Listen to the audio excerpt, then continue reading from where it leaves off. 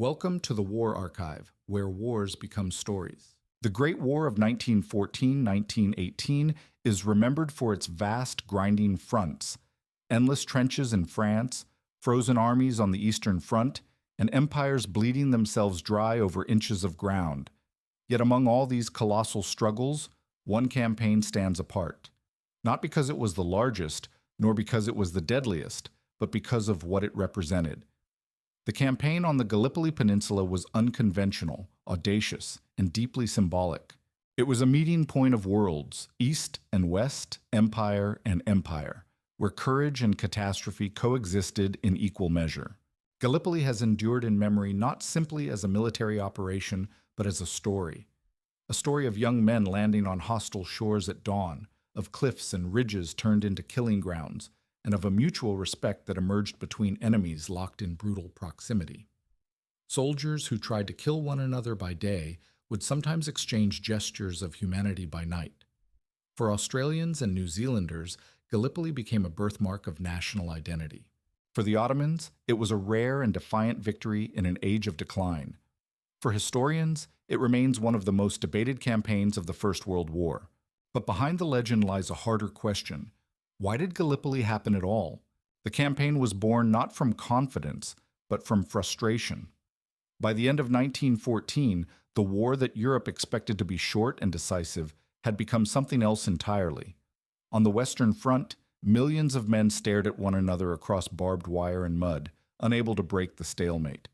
Every attack cost thousands of lives for negligible gains. The search for a way out, for a bold move that could change the course of the war, grew increasingly desperate. Gallipoli was that gamble.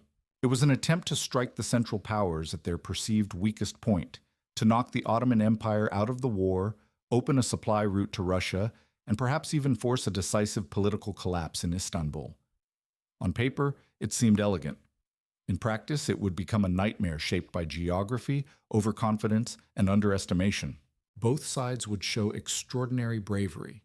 Both would suffer immensely.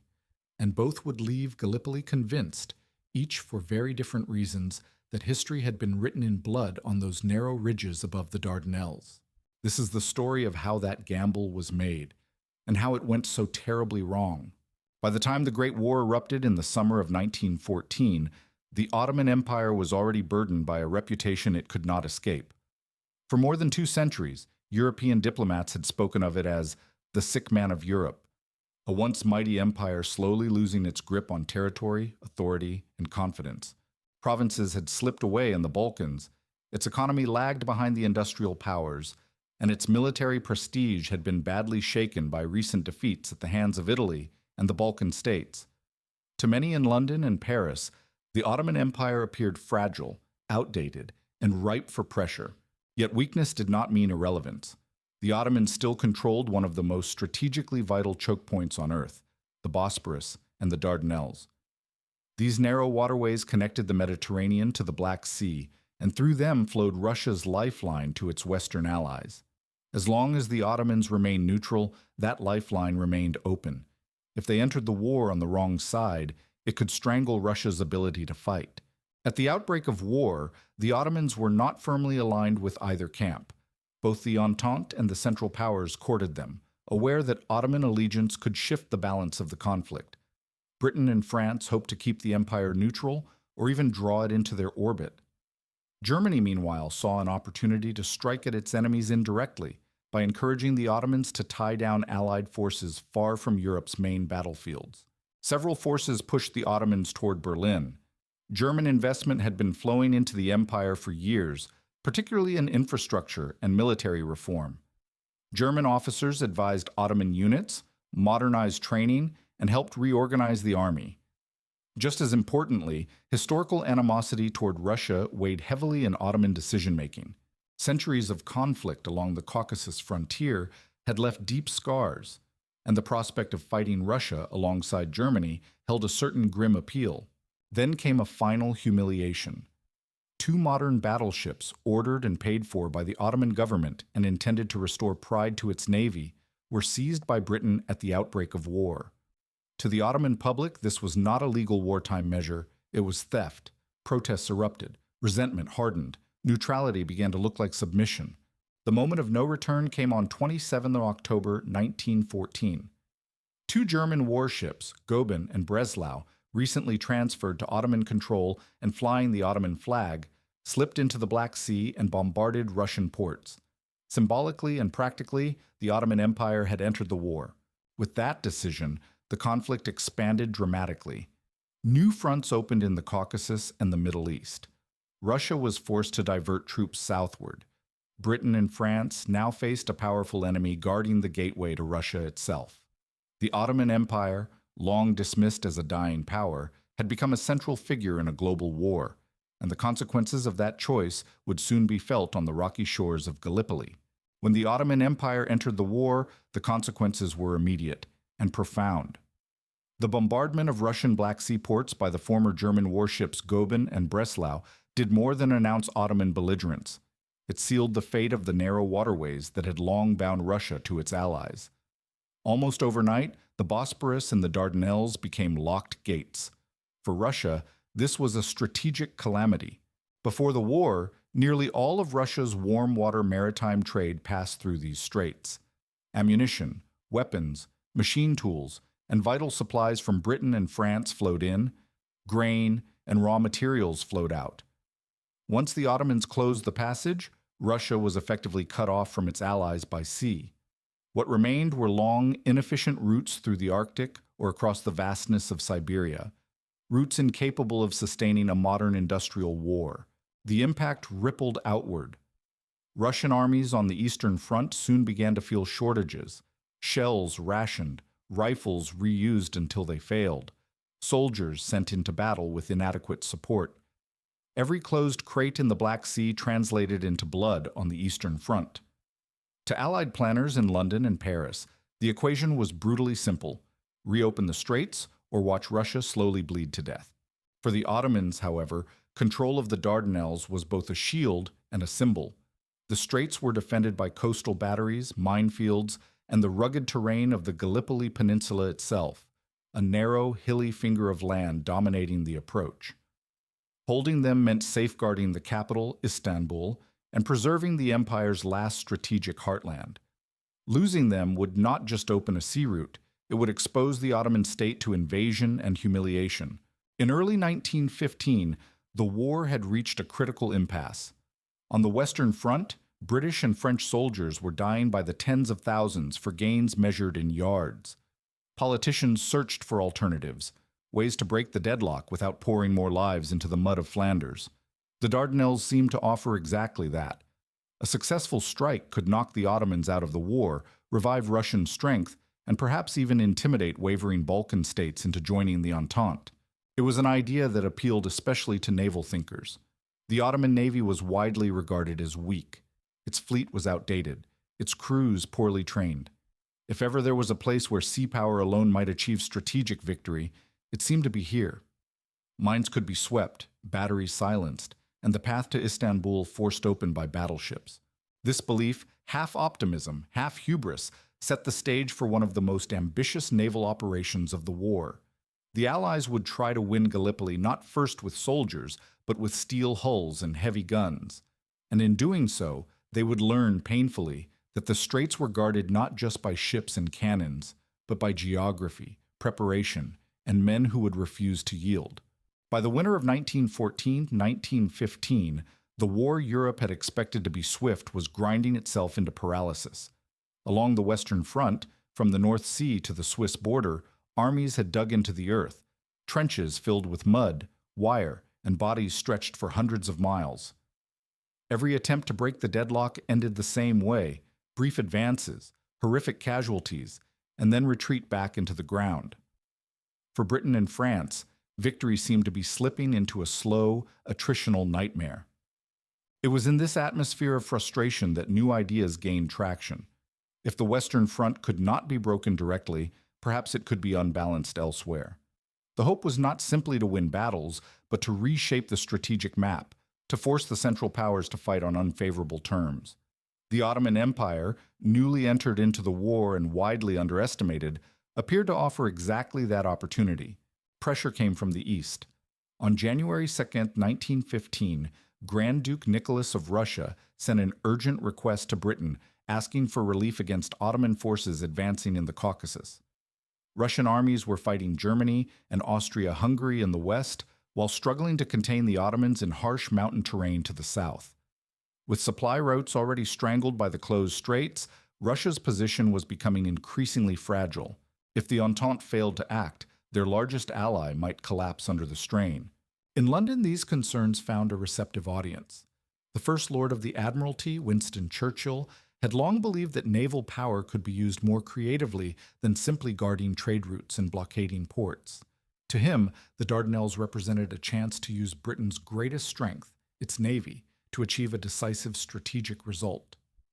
Force the straits, threaten Istanbul, and the Ottoman Empire might be knocked out of the war entirely. The logic was seductive. Success would reopen supply lines to Russia, relieve pressure on the Eastern Front, and possibly draw neutral Balkan states such as Greece and Bulgaria into the Entente camp. All of this, Churchill believed, could be achieved without committing massive numbers of troops to another blood-soaked front. Yet beneath the optimism lay dangerous assumptions. Allied leaders underestimated Ottoman resolve and overestimated the ability of ships alone to silence shore defenses. Intelligence was incomplete, planning was rushed, and crucially, there was no clear consensus about what would happen if the naval attack failed. Gallipoli was becoming not a carefully measured strategy, but a desperate gamble, born of stalemate, pressure, and the hope that one bold stroke could change the course of the war. The decision was made. The Dardanelles would be forced, and if the Navy could not do it alone, soldiers would follow. At the heart of the Gallipoli decision stood one man more prominently than any other, Winston Churchill. As First Lord of the Admiralty, Churchill was energetic, imaginative, and impatient with stalemate. He believed the war could not be won by waiting behind trenches alone. History, he felt, favored those willing to take risks, and Gallipoli was his boldest. Churchill's vision was simple in outline, if dangerous in execution. The Ottoman Empire, he argued, was vulnerable. Its navy was weak, its defenses outdated, and its morale questionable after years of decline. A powerful Allied fleet could smash through the Dardanelles, neutralize coastal batteries, and sail into the Sea of Marmara. From there, the guns of the battleships could threaten Istanbul itself. The mere presence of Allied warships off the Ottoman capital, Churchill believed, might force a political collapse without the need for a costly land war. Yet Churchill was not alone in shaping the plan. Britain's Secretary of State for War, Lord Kitchener, was more cautious. He recognized the strategic potential of the operation but doubted that naval power alone would be decisive. Kitchener estimated that at least 70,000 troops would be required if soldiers had to be committed. Others were even more skeptical. Greek military advisors, familiar with the terrain and the history of fighting in the region, warned that no fewer than 150,000 men would be necessary to secure victory on the peninsula. Their advice was dismissed as overly pessimistic. General Sir Ian Hamilton was appointed to command the Mediterranean Expeditionary Force. Hamilton was experienced, respected, and optimistic, but he inherited a plan already shaped by assumptions he had little power to challenge. He was given vague objectives, limited intelligence, and forces drawn from across the empire. Among them were troops of the Australian Imperial Force and the New Zealand Expeditionary Force, the Anzacs, young, eager, and largely untested. Alongside them would fight British regulars and the French Oriental Expeditionary Corps. In total, 15 Allied divisions were earmarked for the campaign. The plan itself reflected the uncertainty at its core. Allied troops would land at the southern tip of the Gallipoli Peninsula at Cape Helles and Saddlebahir. From there, they would advance northward, seize the high ground, and eliminate Ottoman artillery threatening the straits. Once the peninsula was secured, the Navy would pass safely through the Dardanelles toward Istanbul. It was an operation that depended on speed, coordination, and surprise. Three things notoriously difficult to achieve in amphibious warfare.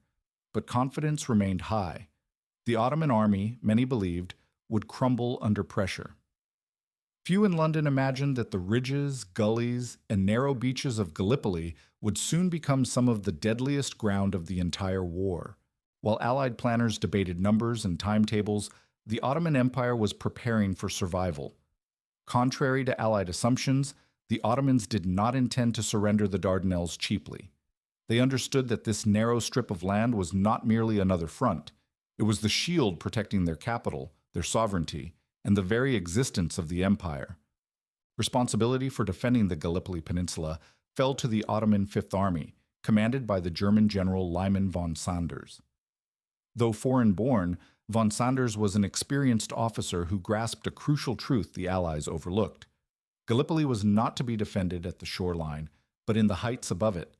Whoever held the ridges would dominate every beach, every approach, every advance inland. Artillery placed on high ground could turn landings into slaughter. At the start of the campaign, the Fifth Army consisted of 5 divisions, later reinforced to 16 over time. Its deployment reflected uncertainty about where the Allies would strike. The Ottomans could not afford to concentrate too heavily in one place and risk being outflanked elsewhere. Forces were therefore divided, some guarding Cape Helles in the south, others stationed at Bouleir in the north to protect lines of communication, with reserves held inland. Among these units was the 19th Division, commanded by a relatively unknown lieutenant colonel named Mustafa Kemal. Unlike many of his contemporaries, Kamal had no illusions about the importance of Gallipoli. He understood instinctively that if the Allies seized the high ridges of the peninsula, the war there would be lost. Without waiting for orders, he drilled his men relentlessly, emphasizing speed, initiative, and absolute resolve.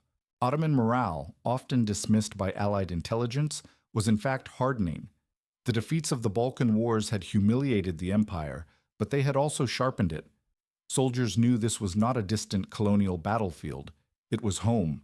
They were fighting not for abstract alliances, but for Istanbul, for their families, and for the honor of a state long written off by Europe. German advisors contributed technical expertise, but the backbone of the defense was Ottoman. Trenches were dug into rocky slopes. Artillery was concealed. Minefields were carefully laid in the straits. Every ridge and ravine was memorized by defenders who knew the land far better than any invading force ever could. When the Allies finally came ashore, they would not face a collapsing relic of empire. They would face an army prepared to die where it stood, and led, in key moments, by a commander whose decisions would change not only the course of the campaign, but the future of an entire nation. The opening act of the Gallipoli Campaign was meant to be swift, decisive, and almost elegant. Allied leaders believed that naval power alone could force the Dardanelles, rendering a costly land campaign unnecessary. The Ottoman navy was weak, outdated, and largely irrelevant, or so the reasoning went. Against the industrial might of Britain and France, it seemed inconceivable that fixed shore defenses and antiquated guns could hold for long. On March 18, 1915, the gamble was put to the test. 18 Allied battleships, supported by cruisers, destroyers, submarines, and minesweepers, advanced into the narrow waters of the Dardanelles. It was one of the largest naval assaults of the war. The plan was straightforward in theory. Heavy guns would silence Ottoman shore batteries, while minesweepers cleared a safe channel through the straits. Once the defenses were neutralized, the fleet would steam onward toward the Sea of Marmara, and ultimately Istanbul. From the very beginning, confidence bordered on arrogance. Allied ships sailed dangerously close to shore, some within a mile of Ottoman positions, assuming that sheer firepower would overwhelm resistance. But the Ottomans had prepared carefully. Their coastal artillery, though limited in number, was well-sighted and well-served. More importantly, the straits had been seeded with mines, silent, invisible weapons that required no bravery to kill. The critical mistake lay in mine clearing. Allied minesweepers were lightly armed civilian vessels crewed by sailors with little appetite for operating under fire. When Ottoman guns opened up, the sweepers pulled back. The straits remained lethal, and the fleet pressed forward regardless. Then disaster struck. One by one, battleships ran into mines laid by the Ottoman mine layer Nusret. The French battleship Beauvais was hit and capsized within minutes, taking more than 600 men with her. British ships followed. HMS Irresistible and HMS Ocean were fatally damaged and later sank. HMS Inflexible was badly crippled, barely limping away from destruction. In a matter of hours, the Allies lost 3 battleships and suffered severe damage to several more. The losses were shocking, not just materially, but psychologically. The assumption that naval supremacy guaranteed success had been shattered. Admiral de Robeck, commanding the fleet, ordered a withdrawal to regroup. For the Ottomans, March 18th was nothing short of miraculous. Against the world's greatest navies, they had held the line. Morale soared. The straits had proven impregnable to ships alone. For the Allies, the defeat posed an uncomfortable question. If the Navy could not force the Dardanelles by itself, what now? To abandon the operation would concede failure. To continue meant committing soldiers to the very terrain the Ottomans had prepared so carefully to defend. The answer was already taking shape. The war would move ashore. Before dawn, on April 25, 1915, the silence of the Gallipoli coast was broken by the sound of oars cutting through water and boots, scraping against the sides of small boats. Allied soldiers, British, French, Australian, and New Zealander, were being ferried toward hostile shores under a pale, uncertain sky. For many, this was their first experience of combat. They had been told the landing would be difficult, but few truly understood what awaited them beyond the surf. The landings unfolded in confusion almost immediately. To the north, the Australian and New Zealand Army Corps, soon to be known simply as the Anzacs, were meant to come ashore south of Gaba Tepe. Instead, navigational errors pushed them nearly a mile off course. They landed beneath steep, jagged ridges at a narrow strip of coast that would soon be known as Anzac Cove. What greeted them was not the open ground they expected, but a maze of cliffs, ravines, and scrub-covered slopes that favored the defender completely. Only 2 Ottoman companies initially guarded the area, but the terrain itself became a weapon. As the Anzacs struggled ashore, dragging equipment through surf and shingle, Ottoman riflemen and machine gunners fired down from above. Men fell before they could form units. Officers were killed trying to impose order. By nightfall, nearly 2,000 Anzac soldiers were casualties. Exhausted and shaken, the survivors dug in close to the shoreline, unable to push inland. Further south, at Cape Helles, British troops of the 29th Division landed on 5 beaches, S, V, W, X, and Y. Here, too, the story repeated itself. At V and W beaches, Ottoman defenders poured fire into the landing craft. At W Beach, the Lancashire Fusiliers lost nearly 60% of their strength in minutes. Blood stained the sand. Progress came only at a terrible cost. At Y Beach, the Allies briefly achieved success. Troops advanced inland with relatively light resistance, threatening to outflank Ottoman positions. But there was no clear command structure, no urgent orders to exploit the breakthrough. Instead of pushing forward, the troops hesitated. The Ottomans regrouped. The opportunity vanished. Across Gallipoli, the pattern of the day was the same. Courage was everywhere. Coordination was not. Allied troops gained footholds but failed to capitalize on them. By the evening of April 25th, the invaders had survived, but they had not broken through. The beaches were secured, but the ridges above remained in Ottoman hands. And as the sun set over the peninsula, both sides understood the truth. Gallipoli would not be a swift operation. It would be a fight measured in yards and paid for in blood. In the days following the landings, the Allied command faced a moment that would define the entire Gallipoli campaign. The beaches at Cape Helles were tenuously held. The Ottomans had been surprised in places, and narrow windows of opportunity still existed. Yet what followed was not decisive movement, but hesitation, an uncertainty that allowed the defenders to recover and harden their lines. At Cape Helles, the 29th Division attempted to push inland toward the village of Krithia and the dominating height of Achi Baba. These objectives were vital. From Achi Baba, Ottoman artillery could command the beaches below, turning every supply run into a gauntlet of fire. If the Allies failed to seize it quickly, the campaign would calcify into something far more dangerous. On April 27th, the Ottomans struck back. Mustafa Kemal's 19th Division and elements of the 5th Army counterattacked the Anzac positions to the north. Though aggressive and determined, the assaults were repelled with the aid of naval gunfire. Warships offshore unleashed shells into Ottoman formations, inflicting heavy losses. For the Allies, this moment seemed to confirm their belief that firepower could compensate for poor ground position. The following day, Allied forces renewed their advance toward Krithia. Once again, the attack faltered. Ottoman defenders, entrenched along ridges and gullies, absorbed the assault and struck back with devastating effect. By the end of the day, the 29th Division had suffered more than 3,000 casualties and had advanced only a fraction of the distance required. The battlefield filled with wounded men who could not be evacuated under fire, their cries carrying across the scrubland. Despite moments of tactical success elsewhere, such as British submarines slipping into the Sea of Marmara and disrupting Ottoman supply lines, the broader strategic picture was darkening. Ottoman reinforcements continued to arrive. Roads inland funneled fresh troops toward the peninsula, while Allied units, constrained by beaches and limited ports, struggled to bring men and ammunition forward. What had begun as an amphibious assault was now hardening into trench warfare. Soldiers dug shallow positions into rocky soil, often under fire, scraping for cover where none naturally existed. Disease began to spread. Flies swarmed the dead and wounded alike. The optimism of April faded quickly, replaced by a grim realization shared by officers and men alike. The campaign had lost its momentum. Gallipoli was slipping into stalemate, and in a war already defined by deadlock, that realization carried a terrible weight.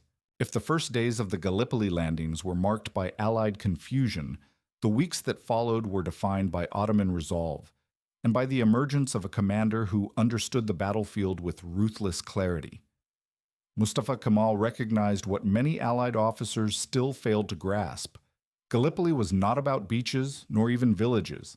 It was about the ridgelines. Whoever controlled the high ground would dictate the course of the campaign.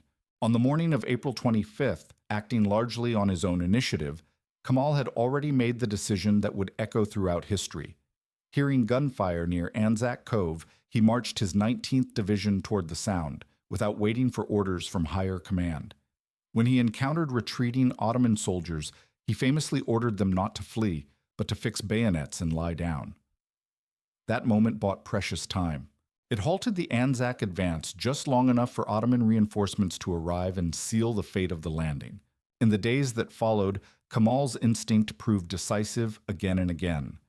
Ottoman units clung to the ridges overlooking Anzac Cove, Chunuk Bair, Baby 700, and the tangled spurs of the Sari Bair Range. From these heights, defenders could observe every Allied movement. Supply parties became targets. Any attempt to advance uphill was met with rifle fire, machine guns, and artillery plunging down from above. The Allies tried repeatedly to dislodge them. Attacks were launched with courage and determination, but rarely with coordination. Units advanced piecemeal, often without clear objectives or sufficient artillery support. Men climbed slopes under blistering sun, burdened by equipment, only to be cut down before reaching the crest. Progress was measured not in miles, but in yards, and often paid for several times over. Ottoman counterattacks were equally brutal. Waves of infantry surged forward, sometimes suffering appalling losses, but always driven by the knowledge that retreat meant disaster. This was not a colonial frontier or a distant battlefield. This was the doorstep of Istanbul. Ottoman soldiers fought with the understanding that defeat here could mean the end of their empire. Kamal embodied that understanding. Calm under fire, relentless in defense, he inspired fierce loyalty among his men. His leadership style contrasted sharply with the Allied command structure, where decisions passed slowly up and down chains of authority. At Gallipoli, minutes mattered. Kamal acted in moments. By early May, the pattern was set. The Ottomans held the heights. The Allies clung to the beaches below. Between them lay a killing zone of scrub, rock, and shallow trenches soaked with blood. The chance for a decisive breakthrough had passed. Gallipoli had become what the Allies had hoped to avoid at all costs: a war of attrition, fought on terrain that favored the defender, and commanded by a man who would not yield. By early May 1915, the Gallipoli Campaign had entered its most punishing phase. The illusion of swift victory was gone. What remained was a grim contest of endurance, fought over a handful of villages and ridges whose names would soon be etched into casualty lists rather than maps. Chief among them were Krithia and Achibaba, objectives that dominated the southern half of the peninsula and haunted Allied commanders as symbols of a breakthrough that never came. On May 6th, the Allies launched a renewed assault. Nearly 20,000 men were thrown forward in an attempt to seize Krithia and the slopes of Achi Baba. Heavy naval and artillery bombardments preceded the attack, shaking the ground and filling the air with dust and smoke. For a brief moment, it appeared that sheer weight of fire might finally crack the Ottoman defenses. It did not. Ottoman trenches, dug deep into ridges and reverse slopes, survived the barrage. When the bombardment lifted, defenders emerged and opened fire on advancing infantry. Men advanced shoulder to shoulder across open ground, tripping over scrub and shell holes, only to be scythed down by rifles and machine guns. Units became intermingled, officers fell, orders dissolved into noise and confusion. For 2 days the battle raged. Gains were measured in hundreds of meters and lost just as quickly to counterattacks. By the time the offensive stalled, the Allies had suffered thousands of casualties, and Krithia still stood firmly in Ottoman hands. Achi Baba remained untaken, its slopes bristling with guns that continued to dominate the beaches below. As the weeks passed, Gallipoli began to resemble the Western Front in miniature. Trenches zigzagged across the peninsula. Men lived in filth and heat, plagued by flies, dysentery, and the stench of unburied dead. Water was scarce. Supplies had to be hauled uphill under constant fire. Disease killed almost as efficiently as bullets. Ottoman forces suffered terribly as well. Counterattacks were often launched with minimal artillery support, resulting in devastating losses. Yet they held their ground. For them, attrition favored the defender. Every failed Allied assault confirmed that belief. By early June, another major Allied attack was launched, this time involving the 29th Division, the Royal Naval Division, the 42nd Division, and 2 French divisions. Once again, the result was the same. Fierce fighting, enormous casualties, and no decisive breakthrough. Gallipoli had settled into a brutal equilibrium. The campaign was no longer about bold maneuvers or sweeping plans. It had become a test of who could endure longer, who could bleed more slowly. And in that kind of war, the Allies were discovering terrain and preparation mattered more than numbers. By mid-May 1915, the front lines around Anzac Cove had hardened into a narrow, suffocating strip of land. The Anzacs clung to the shoreline and lower slopes, their trenches carved into rock and dust, while Ottoman forces occupied the commanding heights above them. To the Ottoman High Command, the situation seemed ripe for a decisive blow. If the Anzac force could be destroyed in one overwhelming attack, the northern flank of the Allied invasion would collapse entirely. Before dawn on May 19th, the Ottomans launched one of the largest and most ambitious assaults of the entire campaign. Roughly 42,000 Ottoman soldiers surged forward against approximately 17,000 Anzac defenders. The objective was stark and brutal: drive the invaders into the sea. But the element of surprise, so vital to success, was already lost. In the days leading up to the attack, Allied reconnaissance aircraft had spotted Ottoman troop movements and preparations. The Anzacs reinforced their trenches, stockpiled ammunition, and braced themselves for what was coming. When the Ottoman infantry finally advanced, they did so against a prepared enemy. The attack unfolded in waves. Ottoman soldiers charged across open ground, bayonets fixed, shouting as they advanced uphill under withering fire. The Anzac trenches erupted with rifle volleys and machine gun bursts. Naval guns offshore joined in, their shells tearing through attacking formations. The slopes between the lines became killing fields. The courage on display was undeniable. Ottoman units pressed forward again and again, suffering appalling casualties. But bravery alone could not overcome entrenched positions backed by overwhelming firepower. By the end of the day, the assault had failed catastrophically. More than 10,000 Ottoman soldiers were killed or wounded, compared to fewer than 1,000 Anzac casualties. In the aftermath, a grim stillness settled over the battlefield. Bodies lay thick between the trenches, decomposing under the Mediterranean sun. The stench became unbearable. Flies swarmed everywhere. For a brief moment, the brutality of the war gave way to a shared humanity. A temporary truce was arranged so both sides could bury their dead. Ottoman and Anzac soldiers emerged cautiously from their trenches, working side by side in silence. That moment left a lasting impression. It reinforced a strange, enduring respect between the opposing forces, a recognition that both were trapped in the same hell, fighting for causes larger than themselves. Strategically, The May 19th attack marked a turning point. The Ottomans scaled back large frontal assaults, recognizing the cost was unsustainable. The lines consolidated. Gallipoli settled even deeper into stalemate. The campaign would continue, but from this point on, neither side would harbor illusions of a quick or decisive victory. What lay ahead was endurance, measured in weeks of heat, hunger, and death. By early summer 1915, Gallipoli had become a place where time itself seemed to stagnate. The front lines barely moved.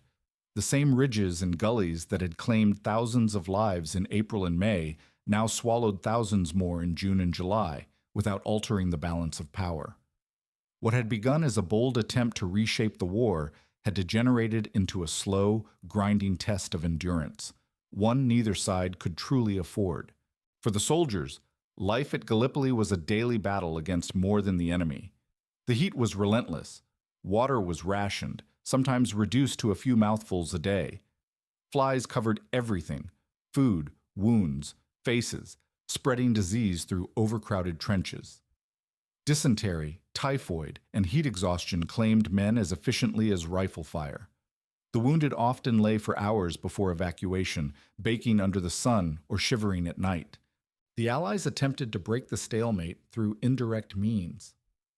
British submarines slipped through the Dardanelles into the Sea of Marmara, sinking Ottoman transport ships and disrupting supply routes. These successes were dramatic but strategically insufficient. The Ottoman army continued to reinforce Gallipoli overland, while the Allies remained trapped at the edge of the peninsula, dependent on vulnerable beachheads. Strategically, the situation worsened by the month. On the Western Front, Allied commanders demanded more men and material.